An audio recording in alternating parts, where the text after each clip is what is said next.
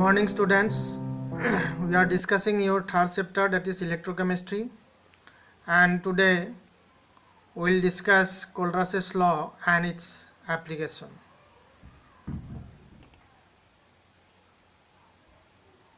So before going to discuss the Kohlraasch's law, we have to understand what is limiting molar conductivity.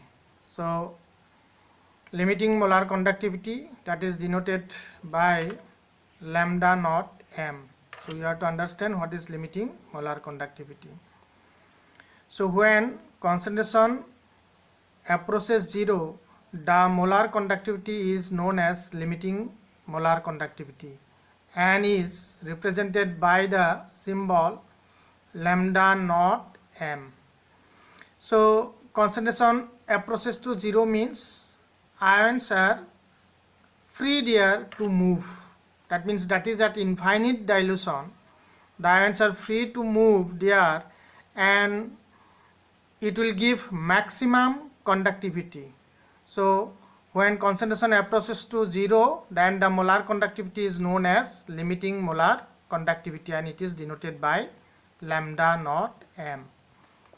Now we will see the definition of Kohlraasch's law. This is also known as Kohlraasch's law of independent migration of ions. Independent migration of ion means the ions are free to move. So that's why it is also called Kohlraasch's law of independent migration of ions. So how it is defined, that we'll see. Limiting molar conductivity of an electrolyte is the sum of the individual contribution of the anion and cation of the electrolyte. So limiting molar conductivity of an electrolyte is the sum of the individual contributions of the anion and cation of the electrolyte. Thus, if an electrolyte on dissociation gives nu plus cation and nu minus anions, then its limiting molar conductivity is given by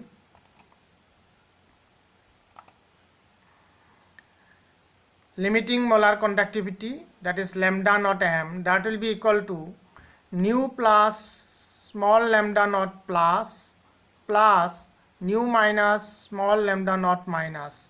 So here this small lambda naught plus and small lambda naught minus are the limiting molar conductivity of the cation and anion respectively.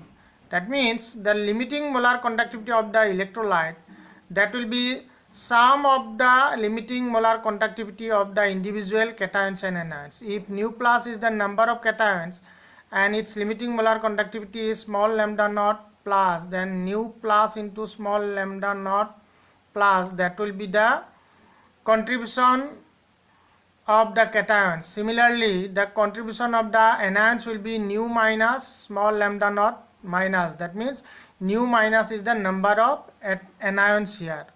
So the sum of the contribution of the individual cations and anions, that will be equal to the limiting molar conductivity of the electrolyte.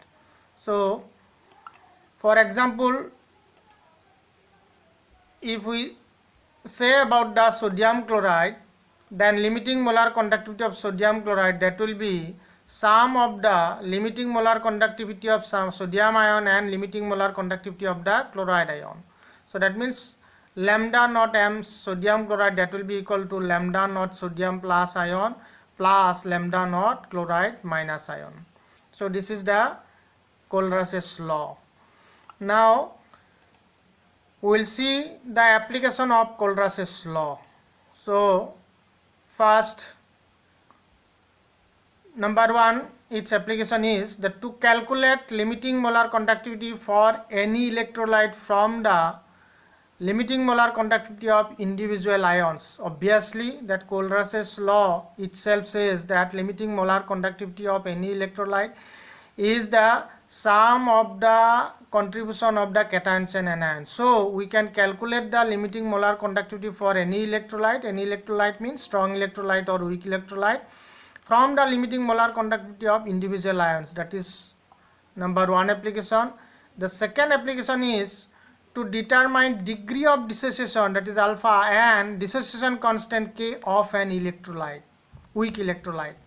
So to determine degree of dissociation alpha and dissociation constant of an weak electrolyte, so we can determine the degree of dissociation and dissociation constant for an weak electrolyte with the help of a Kohlraasch's law. So we'll see one by one. So first we'll see to calculate limiting molar conductivity for a strong electrolyte. So regarding that, we have to do one numerical. So we'll see one numericals how limiting molar conductivity of a strong electrolyte is calculated. So we'll see the first application, that is to calculate limiting molar conductivity lambda naught m for strong electrolyte. So you see here the numericals. Calculate lambda naught m means limiting molar conductivity for calcium chloride and magnesium sulfate.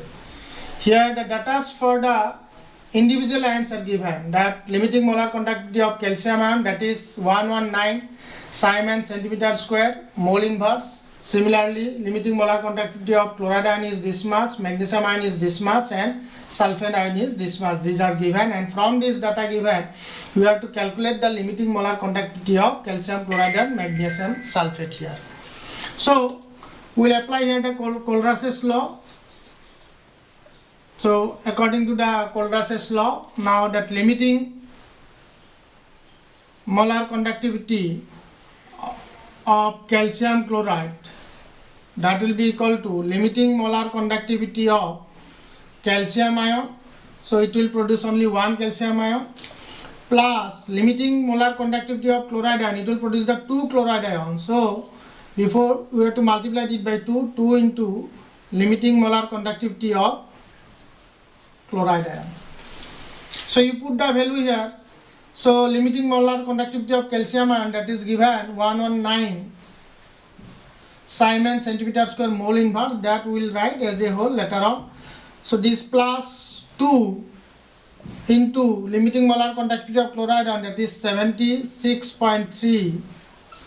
So that as a whole Siemens cm square mole inverse.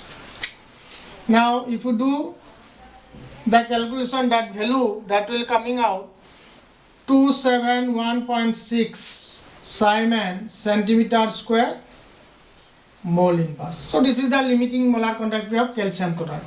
So we can get directly it from the limiting molar conductivity of their individual ions in case of a strong electrolyte. Similarly, we will see the next one, that is for magnesium sulfate, that limiting molar conductivity of magnesium sulfate, that will be equal to again limiting molar conductivity of magnesium ion plus limiting molar conductivity of sulfate ion. So here also if you put the values, that limiting molar conductivity of magnesium ion, that is given 106 plus limiting molar conductivity of sulfate ion, that is 160. So as a whole, that is Siemens cm square mole inverse, and if you add this, then this value is coming out 266 Siemens centimeter square mole inverse. So this is the one application regarding the calculation of limiting molar conductivity for strong electrolyte. Now we'll see to calculate limiting molar conductivity for weak electrolyte. For weak electrolyte,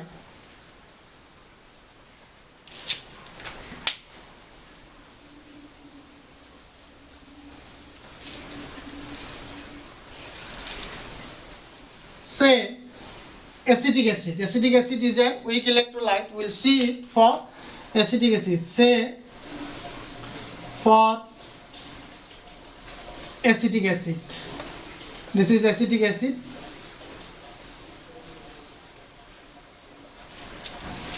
So how the limiting molar conductivity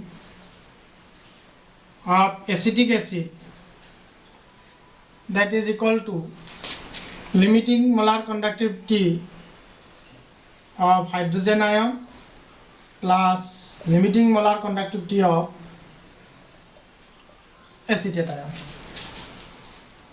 But acetic acid is a weak electrolyte, so it will not dissociate completely. That's why we have to get the limiting molar conductivity of acetic acid or weak electrolyte in an indirect method. That means you have to rearrange this ion so as to get the limiting molar conductivity of a strong electrolyte, and from that we will get the limiting molar conductivity of weak electrolyte. So how that we'll see. So we have to rearrange it. How? So that will be equal to, we can write limiting molar conductivity of H plus limiting molar conductivity of acetate ion minus limiting molar conductivity of chloride ion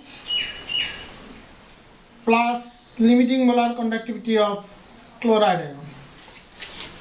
Once we are subtracting, once we are adding, so nothing is happening here. Then again we have to subtract limiting molar conductivity of sodium ion and add limiting molar conductivity of sodium ion. So these are all limiting molar conductivity this way. Now we have to rearrange it. Means how? That limiting molar conductivity of hydrogen ion, we can combine it with limiting molar conductivity of chloride ion. That means limiting molar conductivity of hydrogen ion plus limiting molar conductivity of chloride ion and limiting molar conductivity of acetate ion, this one, plus limiting molar conductivity of sodium ion, and this is limiting molar conductivity of chloride ion, this is also limiting molar conductivity of sodium ion. They are negative, so we take this minus sign common. Then limiting molar conductivity of sodium ion plus limiting molar conductivity of chloride ion. So this is equal to the limiting molar conductivity of HCl, which is a strong electrolyte. This is equal to limiting molar conductivity of sodium acetate, which is also a strong electrolyte, minus limiting molar conductivity of sodium chloride.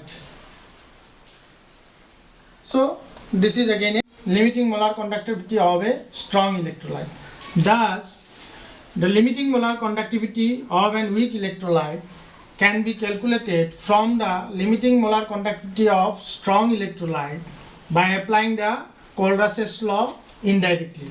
So this is one application of the Cold-Russell's law. That means Cold-Russell's law is applied to calculate the limiting molar conductivity for both strong and weak electrolyte. Now we'll see the next application. So that is the second application. So this is to determine the degree of dissociation alpha and the dissociation constant of a weak electrolyte. So we'll see the next application. So the next application of Cold-Russell's law is to determine degree of dissociation alpha and dissociation constant K of an weak electrolyte. So if lambda m is the molar conductivity at any concentration C and lambda naught m is the limiting molar conductivity, then the degree of dissociation alpha of the weak electrolyte will be alpha equal to lambda m divided by lambda naught m. That means the ratio in between molar conductivity at any concentration C to the limiting molar conductivity is equal to alpha, that is the degree of dissociation of an weak electrolyte. And the dissociation constant for the weak electrolyte K, that is given C alpha square by 1 minus alpha, where C is the concentration, alpha is the degree of dissociation. So this is already known. So this way we can determine the degree of dissociation and the dissociation constant. So it will be very clear if you do one numerical. So we'll see one numerical now. Here see the numericals. The conductivity of 0.01028 mole per liter acetic acid is 4.95 into 10 to the power minus 5 Simon CM inverse. Calculate its dissociation constant if lambda naught m means limiting molar conductivity for acetic acid is 390.5 Simon centimeter square mole inverse. So we have to calculate dissociation constant, that means the K. So here concentration C of the solution is given, that is the conductivity of 0.01028 mole per liter acetic acid is this much. That means the concentration C is given and conductivity kappa is given. So from this we can calculate the molar conductivity. So first we will calculate the molar conductivity at the concentration C. That means lambda m, that is equal to kappa by C. So kappa, that is given 4.95 into 10 to the power minus 5 Simon CM inverse, and C, that is 0.01028 mole per liter. So here it is in a CM inverse, it is in a liter inverse. So that liter we have to convert to the CM. So then it will be that liter inverse, it will go up. So 4.95 into 10 to the power minus 5 Simon CM inverse. So liter, if inverse, it will go up liter. So 1 liter equal to 1000 cm and divided by 0.01028 mole. And if you do the calculation here, that value is coming out 48.15. So the unit will be Simon centimeter inverse centimeter cube, that is equal to centimeter square, and this is your mole inverse. So this is the lambda m, this is the lambda m value. Now we know that alpha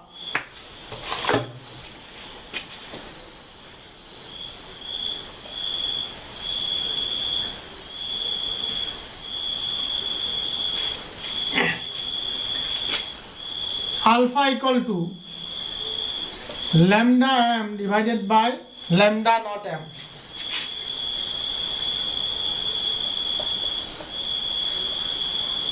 So here lambda m we are getting 48.15 Simon cm square mole inverse, and lambda m naught, that is given lambda m naught for acetic acid is 390.55 Simon cm square mole inverse. So if you do the calculation here, that unit will be cancelled out, and that is coming out 0.1233. So this is the value of alpha. Therefore, K, the dissociation constant, we have to find out the dissociation constant. So dissociation constant K, that is equal to C alpha square divided by 1 minus alpha. So here you put the value C, that is 0.01028 mole per liter, and alpha square. So this is the value of alpha, so that means 0.1233 whole square, 1 minus alpha, so 0.1233. So if you do the calculation here, then this value will come out, that is 1.78 into 10 to the power minus 5, and here this will be mole per liter. So this way we can calculate the dissociation constant, degree of dissociation, by applying the Corlace's law. So these are the applications of the Corlace's law. So thank you for today. Thank you.